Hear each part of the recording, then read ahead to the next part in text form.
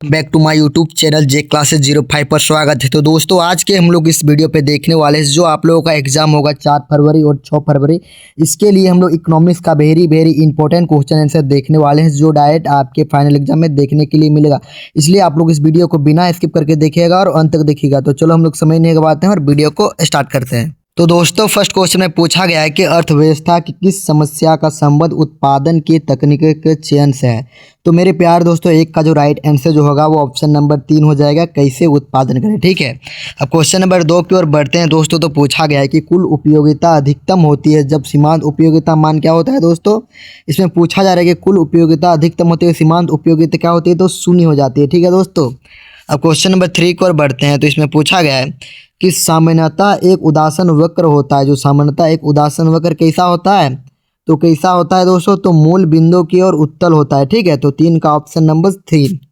अब question number 4 में पूछा गया है कि सामान्यतः एक मांग वक्र की ढाल होती है, जो एक मांग वक्र होता है सामान्यतः एक मांग वक्र की ढाल कैसी होती है, तो ऋणात्मक होती है। तो 4 का ऑप्शन नंबर 2 हो जाएगा। ठीक है दोस्तों, अब क्वेश्चन नंबर 5 की ओर बढ़ते हैं दोस्तों। तो पूछा गया है कि एक सरल रेखा मांग वक्र के मध्य बिंदु पर मांग की कीमत लोच होती है। तो इसका राइट आंसर क्या होगा मेरे प्यार दोस्तों, तो शून्य हो जाएगा, एक या एक से अधिक या एक से कम। तो मेरे प्यार दोस्तों जो 5 का जो राइट आंसर हो जाएगा ऑप्शन नंबर बी हो जाएगा, यानी कि ऑप्शन नंबर 2 1 हो जाएगा। ठीक है, अब क्वेश्चन नंबर बढ़ते हैं अब 6 नंबर की ओर। तो पूछा गया है कि निम्न में से किस वक्र का आकार उल्टा यू आकार का होता है। तो उस किस वक्र का आकार उल्टा यू आकार जैसा होता है दोस्तों। तो इसका राइट आंसर क्या होगा मेरे प्यारे दोस्तों, तो इसका जो राइट आंसर होगा ऑप्शन नंबर डी हो जाएगा, औसत उत्पादन हो जाएगा। ठीक है, अब क्वेश्चन नंबर 7 की ओर बढ़ते हैं दोस्तों। तो पूछा गया है कि सीमांत लागत और औसत लागत एक दूसरे के बराबर होती है जब क्या होती है, जब सीमांत लागत घटती है, जब सीमांत लागत बढ़ती है, सीमांत लागत न्यूनतम होती है या औसत लागत न्यूनतम होती है। तो मेरे प्यारे दोस्तों इसका जो राइट आंसर हो जाएगा इसका भी ऑप्शन नंबर डी हो जाएगा, यानी कि औसत लागत न्यूनतम होती है तब सीमांत लागत और औसत लागत एक दूसरे के बराबर होती है। ठीक है, अब क्वेश्चन नंबर सॉरी दोस्तों 8 लगता है छूट गया है, सॉरी। क्वेश्चन नंबर 9 कि निम्नलिखित में से कि कौन सा वक्र उत्पादन अक्ष के समांतर होता है। तो मेरे प्यारे दोस्तों इसका जो राइट आंसर होगा कुल स्थिर लागत वक्र। अब क्वेश्चन नंबर 10 की ओर बढ़ते हैं।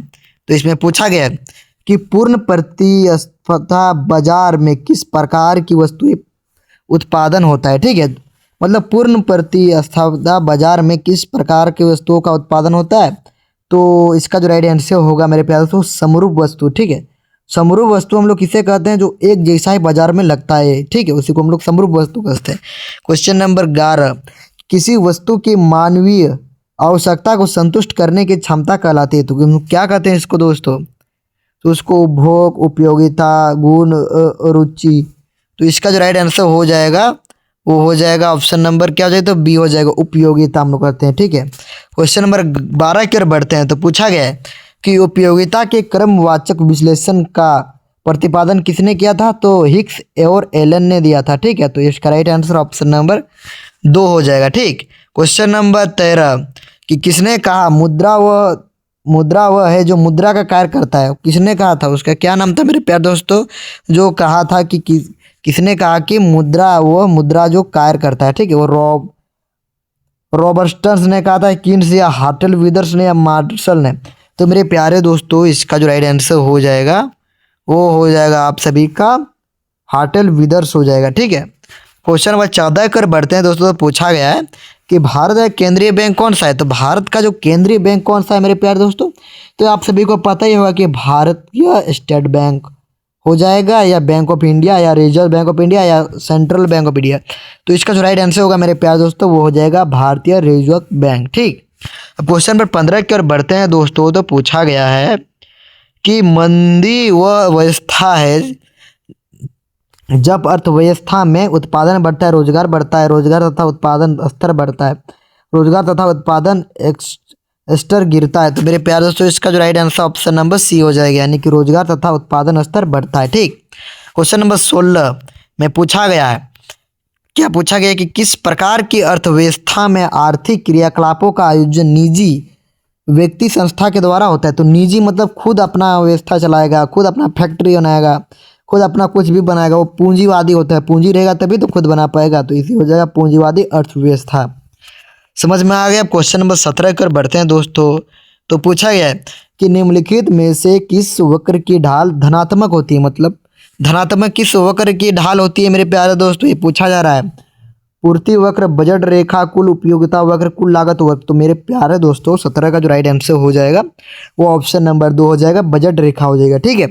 अब क्वेश्चन नंबर 18 की ओर बढ़ते हैं दोस्तों। तो इसमें पूछा गया है कि निम्नलिखित में से किसी वस्तु की मांग लोचदार होती है। तो किस वस्तु की मांग लोचदार होती है मेरे प्यारे दोस्तों, ये हम लोग को बताना है। तो साबुन, कपड़ा, खाद्य पदार्थ, लग्जरी कार। तो मेरे प्यारे दोस्तों 18 का जो राइट आंसर हो जाएगा वो हो जाएगा लग्जरी कार हो जाएगा। ठीक है। अब क्वेश्चन पर बढ़ते हैं अब 19 नंबर की ओर। तो इसमें पूछा जा रहा है कि निम्नलिखित में से प्रवृत्ति लागत का एक उदाहरण कौन सा है। तो कौन सा है मेरे प्यारे दोस्तों, वो हो जाएगा क्या, मकान का किराया हो जाएगा। ठीक।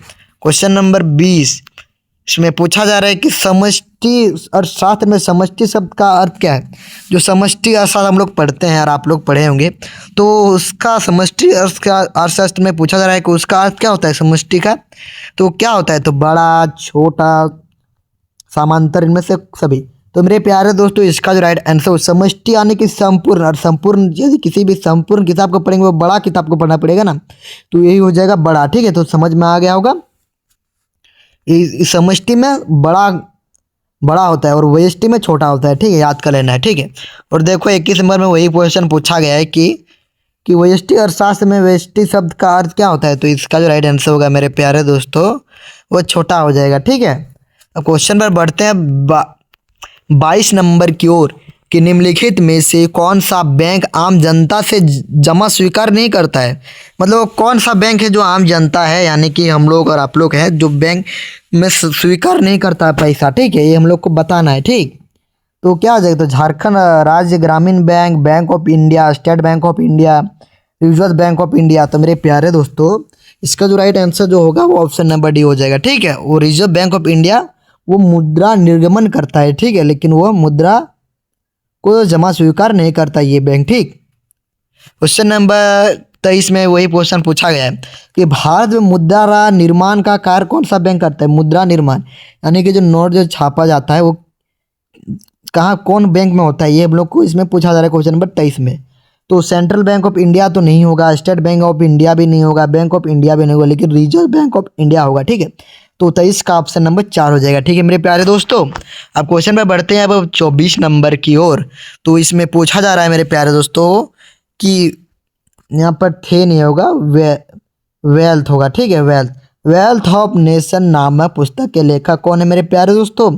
Adam Smith, JM cares, JB से, मनमोहन सिंह।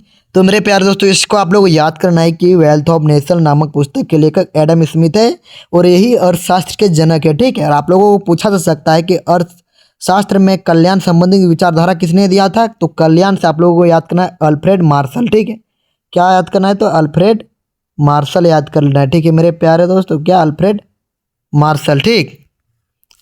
और दुर्लभता संबंधित अर्थशास्त्री पूछा जाएगा तो आप लोगों को रॉबिन्स याद करना है, क्या है, रॉबिन्स। ठीक, समझ में आ गया। क्वेश्चन नंबर 25 की अंतिम वस्तु ही होती है। अंतिम वस्तु, जो अंतिम मतलब लास्ट वस्तु, टिकाऊ भोक्ता वस्तु, गैर टिकाऊ भोक्ता वस्तु, पूंजीगत वस्तु, इनमें सभी। तो मेरे प्यारे दोस्तों 25 का राइट आंसर हो जाएगा इनमें से सभी। ठीक है। अब क्वेश्चन नंबर 26 की ओर बढ़ते हैं। ये क्वेश्चन लगभग हर साल ही पूछा जाता है मेरे अनुमान से। ठीक है, कि भारत में वित्तीय वर्ष की अवधि क्या है। तो 1 अप्रैल से 31 मार्च होगा। क्या होगा, तो 1 अप्रैल से 31 मार्च तक भारत में वित्तीय वर्ष की अवधि होती है। ठीक है, मतलब भारत में 1 तारीख से 31 मार्च तक क्या क्या खर्चा हुआ, तो इसी को हम लोग वित्तीय वर्ष की अवधि कहते हैं। ठीक है, समझ में आ गया। कब से कब तक आप लोग याद करना है कि 1 अप्रैल से 31 मार्च तक। ठीक है। क्वेश्चन नंबर 27 में पूछा जा रहा है कि निम्न में से किस कर का मान 0 और 1 के बीच होगा।